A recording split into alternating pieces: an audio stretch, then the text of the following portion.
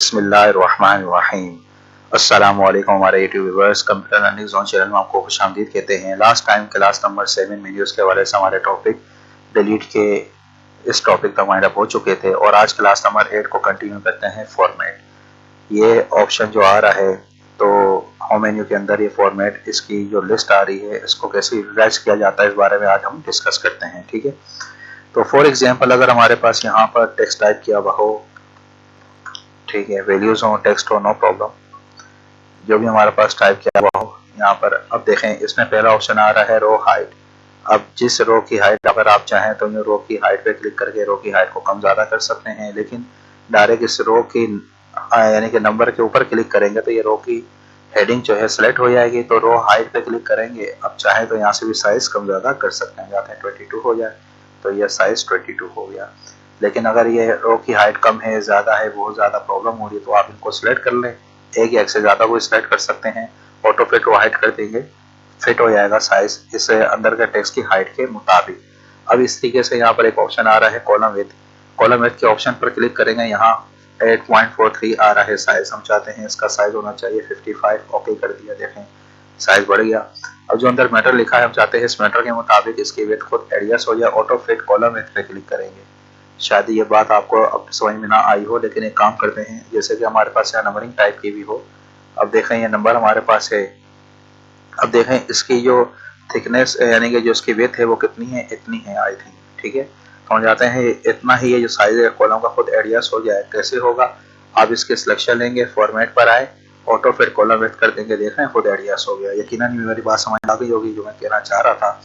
अब यहाँ पर आए, उसके बाद इसमें लिखवा रहा है डिफॉल्ट विड्थ क्या होती है, नॉर्मल विड्थ 8.43 नॉर्मल विड्थ होती है। सिर्फ देखने के लिए था, चाहें तो वहां जाकर दोबारा कॉलम विड्थ पे क्लिक करके चेंज कर सकते हैं। हाइट और अनहाइट, ये क्या है, हाइट एंड अनहाइट। अब जिस रो पे हमारा कर्सर हो, एक हो या इससे ज्यादा, जितनी रोज आप चाहें सेलेक्ट कर लें और हाइट पे क्लिक कर देंगे, ये रोज हाइड हो जाएंगी।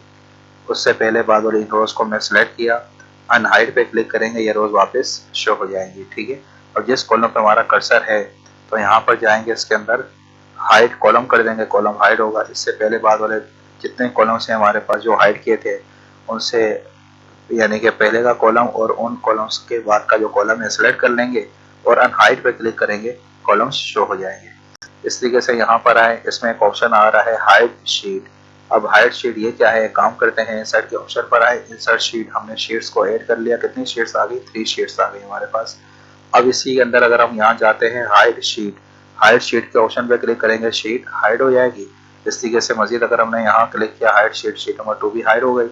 अब अगर हम चाहते हैं उस शीट को वापस लाना है, वो शीट जो हमने हाइड की थी, अनहाइड शीट पे क्लिक करेंगे तो लिस्ट आ जाएगी, उसमें नेम्स आ रहे होंगे जो हमने हाइड की थी, जिस नाम पे क्लिक करके ओके करेंगे शो हो जाएगी। देखें शीट 2 आ गई। शीट 3 भी लाना चाहते हैं तो फिर यहाँ पर जाएंगे इसके अंदर हम और अनहाइड शीट के ऑप्शन पे क्लिक करके शीट 3 और ओके कर देंगे, शीट नंबर 3 भी देखें यहाँ पर शो हो चुकी है। ठीक है, रीनेम शीट, रीनेम शीट पे क्लिक करके यहाँ पर रिकॉर्ड या जिस नाम से इस फाइल का नाम आप टाइप करना चाहते हैं आप टाइप कर सकते हैं, जैसे कंपनी का कोई रिकॉर्ड हो, फाइल की कोई डिटेल वगैरह है, जो भी लिखना चाहते हैं, किसी डिपार्टमेंट की फाइल है उसका नाम लिखना चाहते हैं, शीट का नाम जो चेंज आसानी से कर सकते हैं। मूव और कॉपी शीट पे क्लिक करेंगे, रिकॉर्ड के नाम से जो फाइल है उस पर हमारा कर्सर मौजूद है, मूव टू एंड कर देंगे, कर्सर सबसे एंड में चला जाएगा, मतलब ये शीट सबसे एंड में मूव हो जाएंगी। देख रही हैं, सबसे एंड में हो गई, मतलब इसको आप मूव कर सकते हैं इस ऑप्शन के जरिए जहाँ एडजस्ट करना चाहते हैं। और हम चाहते हैं क्या हो, क्रिएट आप कॉपी, कॉपी हो, कौन सी किस चीज की कॉपी होगी, क्योंकि रिकॉर्ड की फाइल हमने सेलेक्ट की हुई है, लेकिन डुप्लीकेट इसकी आए किस शीट से पहले आए, हम चाहते हैं शीट नंबर 2 से पहले आए, या हम चाहते हैं रिकॉर्ड के नाम से जो फाइल उससे पहले आए, या शीट 1 से पहले आए।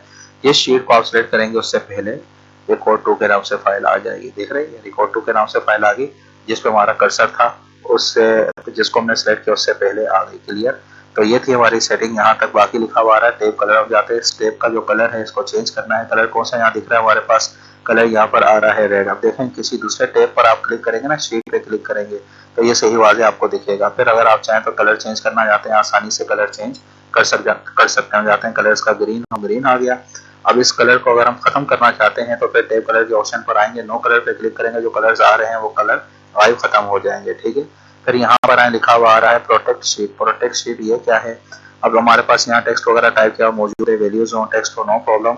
अब अगर हम यहाँ डिलीट करेंगे, डिलीट करने से डिलीट हो रहा है, जो काम करेंगे वो काम हमारे पास यहाँ जैसे नॉर्मली होता है शीट में काम हो रहा है। लेकिन प्रोटेक्ट शीट के ऑप्शन पर आए, यहाँ जाकर जो भी आप पासवर्ड टाइप करेंगे, ओके मैंने यहाँ टाइप किया 12 अगेन 12, सेम वहाँ सेम यहाँ दोनों जगह टाइप करेंगे।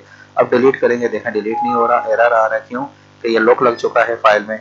बिलफर्ज अगर आप ये लॉक भूल जाते हैं या किसी ने पासवर्ड लगाया था भूल गए आप पासवर्ड, या किसी ने लगाया था वो भूल गए, तो अब क्या करेंगे, इसका क्या सोल्यूशन है? सोल्यूशन इसका ये है कि सीरी के सिलेक्शन लें, कंट्रोल सी कर लें, कॉपी कंट्रोल एंड करेंगे न्यू फाइल, कंट्रोल भी कर देंगे पेस्ट।